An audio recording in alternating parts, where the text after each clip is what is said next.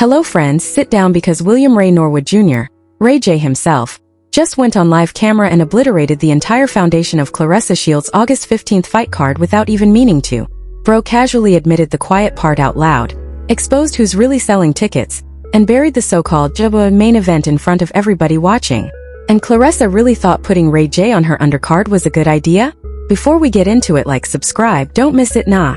William Ray Norwood Jr., Ray J to y'all, went on a live stream rambling about his Zeus Network fight prep and accidentally admitted that fans ain't gonna get there late just to watch Claressa. Referring to Claressa Shields' August 15, 2026 middleweight title bout at State Farm Arena in Atlanta. The clip hit socials right after the Fight Night undercard press conference hosted by Saucy Santana. Claressa really thought she did something booking this circus. Now let's look at the receipts that show why this whole card just backfired on her. Hot new hip-hop. Look, I gotta walk y'all through this piece by piece because Ray J did not hold back on this stream, man. Let me set the scene first. This whole thing started when Ray J hopped on live to hype up his August 15th boxing match against Orlando Brown, and instead of promoting Claressa Shields vs. Kaye like a professional undercard fighter should, bro started telling on the entire operation. In that same live stream that's now going viral across every hip-hop platform, Ray J said with his own chest, and I quote, "But we the main event." He said that, on camera, about his fight, about Ray J versus Orlando Brown being the main event over an undisputed championship. When I heard this, I had to rewind and listen 3 times because bro really said that with his full chest. Nah, you can't say that and expect people to take you seriously. Then it got worse. Ray J followed up by clarifying, and I'm not making this up, y'all, he said. Y'all the main event for the celebrities, but meaning like expletive ain't going to get there late just to watch Clarissa. When I read this, I had to do a double take. Is he serious? Bro is on Claressa's own card, eating off her platform, and telling the entire internet that people are not showing up for her. That line right there? That's where he lost the plot. But that ain't even the wildest part. Reporting from Hot New Hip Hop dated around the July 6, 2026 press conference confirmed that Ray J had already been making NSFW remarks about popping that young Osterine and rambling about apple juice, orange juice and fruit punch on stream, a not-so-subtle reference to PD use. Bro said, and this is direct from the live stream transcript, "So you see me in the ring after a 2-week run, with the apple juice and orange juice. Yo, this part is wild." He allegedly admitted to juicing for a fight on Claressa's professionally sanctioned boxing card. Are you serious right now? Hot new hip-hop. Then Ray J made the comparison that really cooked the whole thing. He said the fight was going to be like Martin Lawrence and Eddie Murphy. Bruh. Bro is comparing a professional boxing undercard to a buddy comedy. On the same night, Claressa Shields is trying to unify middleweight belts against Kaye. That's the dumbest flex I've ever heard in a fight promo. When I saw this clip make its rounds, my whole timeline was screaming. That's the move of a man who doesn't even respect the sport he's fighting in. And here's the one that really made Claressa's team clench their jaws. In a follow-up moment on the same stream, Ray J casually said, "It ain't sold out, but it's damn near already sold out." And then in the same breath admitted, "They going to be there, watch me all year, and Tashigi or Takashe, whatever, name it, Big Lex." Bro doesn't even know the names of the other fighters on the card, man. He couldn't even remember Tasaki's name. He referred to a professional boxer's card mate as whatever, name it. When I heard that part, I said, nah, this is different. That's disrespectful to Claressa, disrespectful to Kaye, and disrespectful to Big Lex and Tasaki too. Instagram/OMGTV Media. Now let me hit y'all with the money shot, literally. According to Yahoo Entertainment reporting from July 6, 2026, Ray J told Orlando Brown at the actual press conference to never disrespect my expletive, and made a series of NSFW taunts that led to Orlando Brown pulling out a wad of cash and slapping Ray J across the face with the stack. Yahoo's exact framing was that Ray J taunts Orlando Brown at fight press conference, gets slapped. When I read the Yahoo headline, I said absolutely not. This is the professional undercard Claressa put her legacy next to? That's embarrassing, man. Real talk. Yahoo Entertainment. Now that we got the quotes, let's connect the dots. Alright y'all, sit with me for this next part because the timeline on this whole mess is where it gets crazy. That live stream where Ray J admitted people ain't coming for Claressa dropped mere days after the official Zeus Network press conference where Orlando slapped him with cash. Meaning the ink wasn't even dry on the promo cycle before Ray J started torpedoing the whole event. That's not accidental, bruh. That's a man who does not care about the promoter's business. Remember that press conference? Went down before Zeus even fully activated their promo machine, which is why, as of this recording, Zeus has been suspiciously quiet on this fight since the press conference. That silence tells you everything. When your own network stops promoting your fight 2 weeks after the launch presser, That's not a good sign for ticket sales. That's a network hedging its bets on a card that's imploding. All hip-hop. Now here's the behind-the-scenes context nobody wants to touch. Ray J was hospitalized, actually admitted to a hospital, after being viciously knocked out in his MMA debut earlier in 2026. Bloody elbow and multiple outlets reported he had heart complications tied to the KO. And yet, here he is weeks later, agreeing to step in the ring on Claressa Shields' championship card. Why would a serious middleweight champion attach her legacy fight to a man doctors were literally worried about? Any smart promoter would have said no. But Lemuel Plummer at Zeus said yes anyway. Ray J and Zeus really thought nobody would connect these dots? That's terrible timing, bruh. Bloody elbow. The relationships tell you the whole story. Zeus Network built its brand off reality TV chaos. Baddies, Jocelyn's Cabaret, all that. That's the same crowd running this undercard. Saucy Santana as host. Tashigi versus Big Lex. Then Ray J versus Orlando Brown. That's not a boxing card. That's a Zeus reunion special with gloves on. And Claressa? She agreed to headline it. She signed her name next to it. Any veteran boxing champion would have negotiated out of that. But she didn't. So the timeline reveals a champion who traded credibility for a check. And here's the pattern nobody's talking about. The moment Ray J started telling on the card, Zeus stopped pushing it hard on their socials. His dream dropped early July, weeks before the fight. Zeus's follow-up promotion? Basically dead air since. That's when you know Zeus doesn't have real advisors, because a smart PR team would have locked Ray J down the second he started rambling about apple juice and fruit punch on live. But they let him keep talking. And now they're paying for it in silence. Yahoo Entertainment. Let me hit y'all with one more piece of the puzzle. Kaye Scott, Claressa's actual opponent, is 42 years old, holds a professional record of just 5 wins, 1 loss, 1 draw, and captured the WBC middleweight belt in only her 7th pro fight. 7 fights. Meanwhile, Claressa is 18-0, and has already been undisputed at multiple weight classes. So the actual main event isn't even a competitive matchup on paper. The undercard drama is louder than the title fight for a reason, because Zeus and Claressa's camp knew they needed the celebrity chaos to sell tickets to a bout that fans weren't hyped for. That's the move of a champion who lost trust in her own draw. Women boxing news. But here's where it gets even more interesting. Now check this out.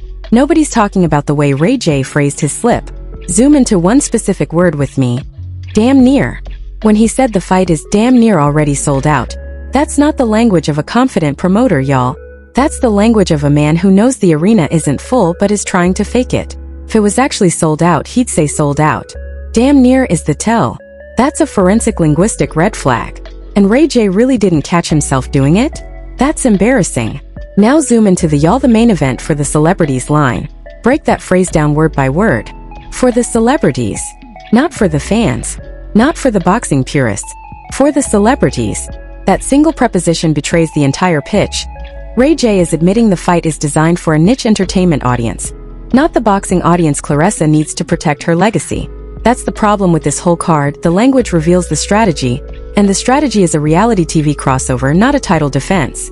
If Zeus had half a brain, they would have media trained Ray J before responding to the boxing press. Zoom into the apple juice, orange juice, fruit punch bit. Now on the surface it sounds like Ray J being goofy, but Street knows what he's really referring to. That coded language allegedly hints at performance enhancers. A wink and nod that he's not fighting clean for his 2-week run prep. And here's the forensic detail nobody's asking about. Has the fight been sanctioned under a state athletic commission with VEDA or USADA testing? Because nobody has confirmed drug testing protocols. Not for Kaye Scott. Not for Claressa. Not for the celebrity undercard. If Zeus is running this as a pure exhibition, that apple juice line becomes a whole different kind of confession. Ray J thought that flex was slick. Nah bruh, that was a self-report disguised as a joke. Now analyze the Martin Lawrence and Eddie Murphy comparison. That's not a boxing reference. That's a buddy comedy reference. Life, Boomerang, Coming to America. Those are films where 2 entertainers perform comedy for the camera. That's the frame Ray J is putting on his own fight. Which means forensically, he's telling us the bout is choreographed for laughs, not competition. And Claressa's serious boxing card is the stage for that comedy. That's the problem with Ray J. He doesn't read between his own lines. Zoom into one more forensic layer, the Tashigi or Takashe, whatever name it moment. When a fighter can't remember the name of another fighter on the same card, that's not disrespect by accident, that's disrespect by default. Tashigi is a real name. It's not that hard. But Ray J is so unbothered about the professional dignity of the event that he can't be bothered to memorize a coworker's name. That single moment reveals the entire cultural framing of this card. It's disposable entertainment, not serious sport. And if Ray J had half a brain, he would have noticed that before going live. Instagram/Zeus undercard presser. Now let's see how the media covered this. The way different outlets framed this whole disaster tells you which side of history each one is on. Hot New Hip Hop framed it primarily as tabloid theater, leading with the cash slap, the NSFW taunts, the celebrity chaos. They positioned Ray J as the unhinged entertainer, which, remember those bars from earlier? Actually proves the point that this card is being sold as circus, not sport. Hot New Hip Hop. Yahoo Entertainment took a more restrained angle, framing the incident as Ray J taunts Orlando Brown at fight press conference, gets slapped. That framing subtly puts the shame on Ray J while sidestepping the bigger question. Why is a hospitalized man on a professional card at all? Yahoo's spin protected the promoter. But the timeline we mapped out earlier tells the fuller story that Yahoo tiptoed around. Yahoo Entertainment. Then you got Bloody Elbow, which, being an actual combat sports outlet, framed the story with medical concern. Their headline pointed directly at Ray J returning, despite being hospitalized after MMA KO. That framing treated the situation with the seriousness it actually deserves. And it's the closest any mainstream outlet has come to holding Zeus accountable. Bloody Elbow is doing the job Complex XXL and Rolling Stone should be doing. Bloody Elbow. All Hip Hop framed it as a Zeus Network branding story, highlighting the network's stacked celebrity strategy and giving Ray J space to explain his return. That framing was clearly favorable to the promoter, and honestly, it read like a press release with an author byline.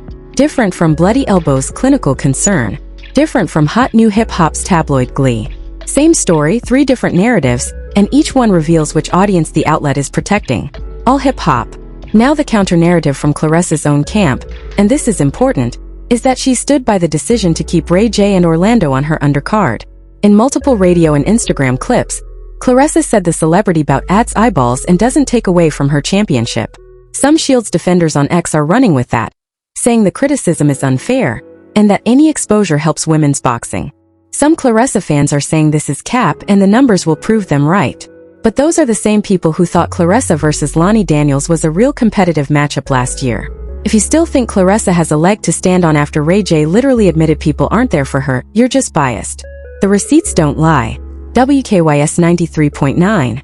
But here's what nobody is saying. Here's what nobody in mainstream boxing media wants to touch. This isn't really about Ray J being reckless, and it isn't really about Claressa being naive. This is about the industry politics of women's championship boxing, and the ugly truth that Claressa Shields, the self-proclaimed GWAT, is being set up to fail commercially by an industry that never wanted her to win in the first place. Look, mainstream narrative is telling y'all that Claressa is making a smart business move by attaching herself to Zeus Network's celebrity brand. Complex tier outlets frame it as savvy marketing.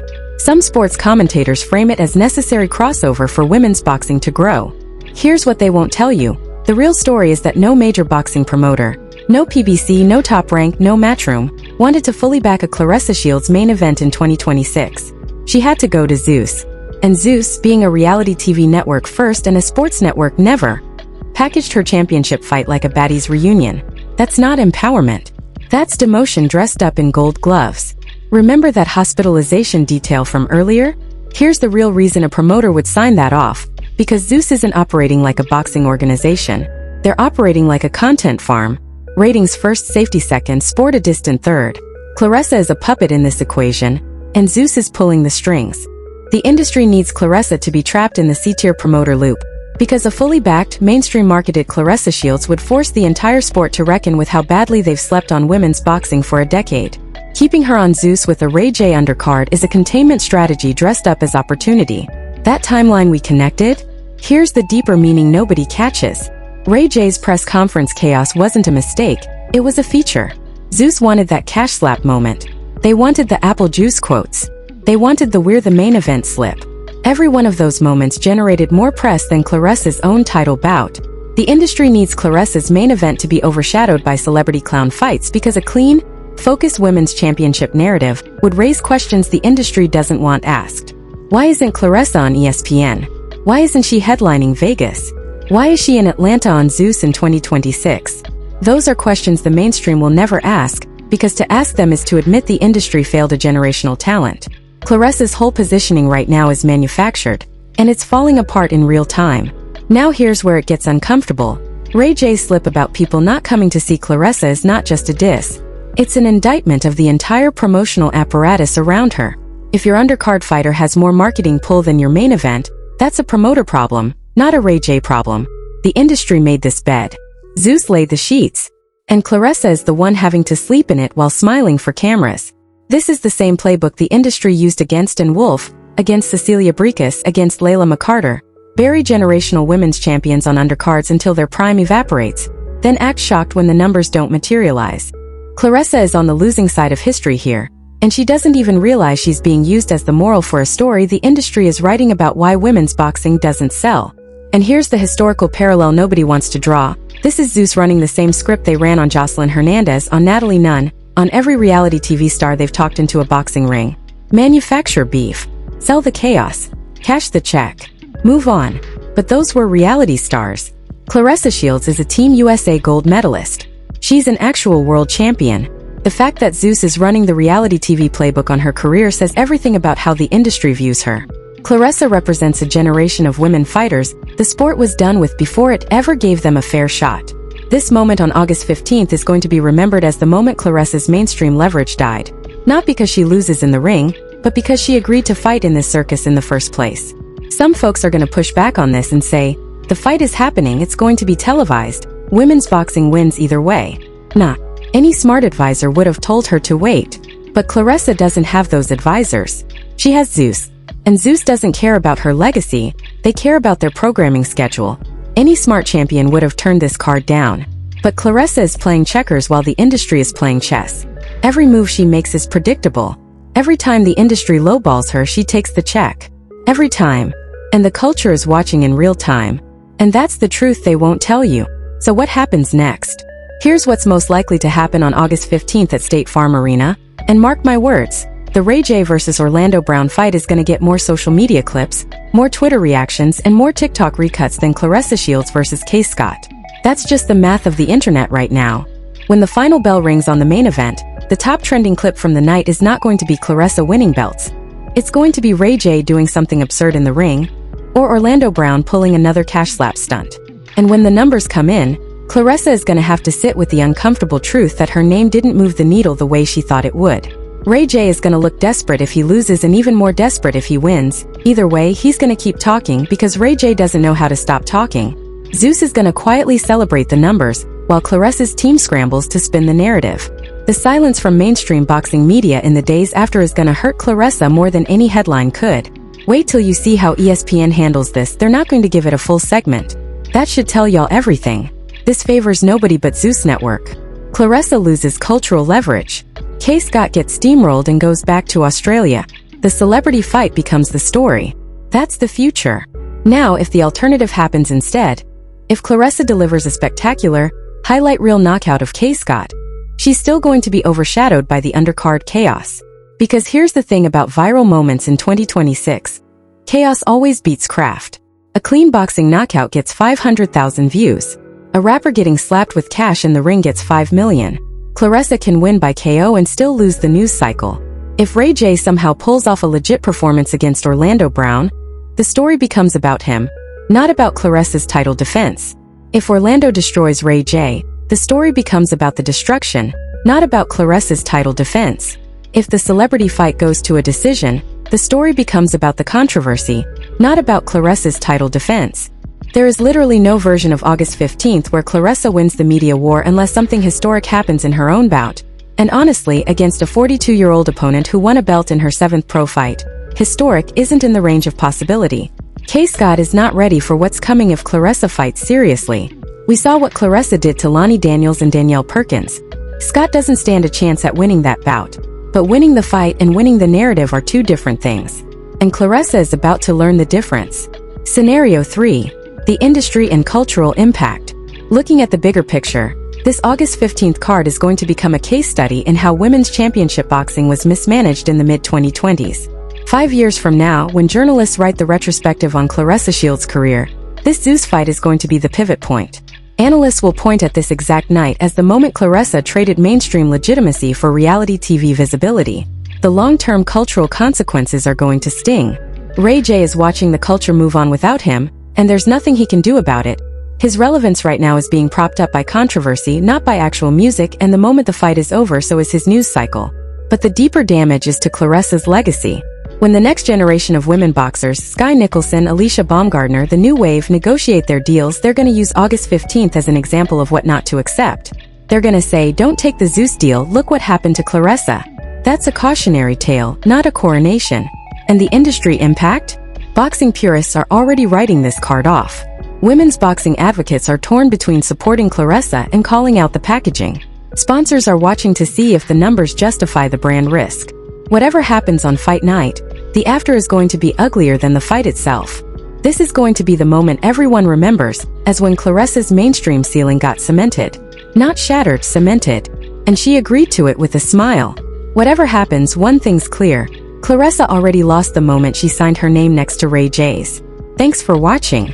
If you enjoyed uncovering the real story, smash that like button and hit subscribe so you never miss when we expose what everyone else is too scared to say. Ring that bell for notifications.